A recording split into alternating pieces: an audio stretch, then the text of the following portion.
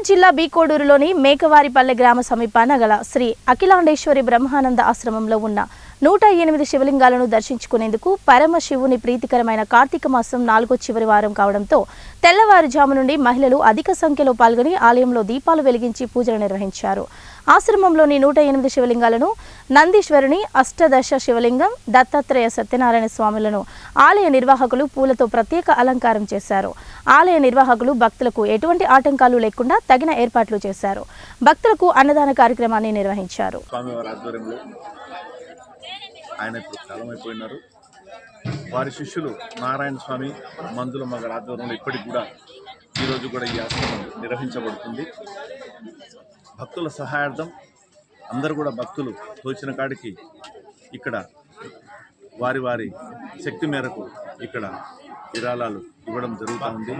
93 నుంచి కూడా ఈ గుడి దినదిన ప్రవర్ధమానం అవుతూ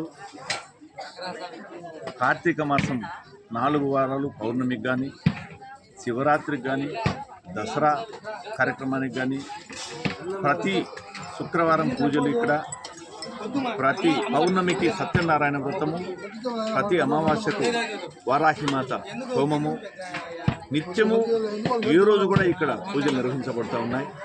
అలాగే ఇక్కడ వచ్చినటువంటి భక్తులకు ఎవరికి కూడా దాదాపు కార్తీక మాసంలో ఒక సోమవారం, ఏ సోమవారం అన్నా కానీ దాదాపు 2 నుంచి 3 వేల మంది ఇక్కడికి భక్తులు వస్తూ ఉంటారు. అందరికి కూడా ఉదయం 7 నుంచి రాత్రి 10 వరకు కూడా ఎటువంటి ఆటంకం లేకుండా నిరాటంకంగా అన్నప్రసాద వితరణ కార్యక్రమం జరపబడుతుంటుంది ఎప్పటికి కూడా.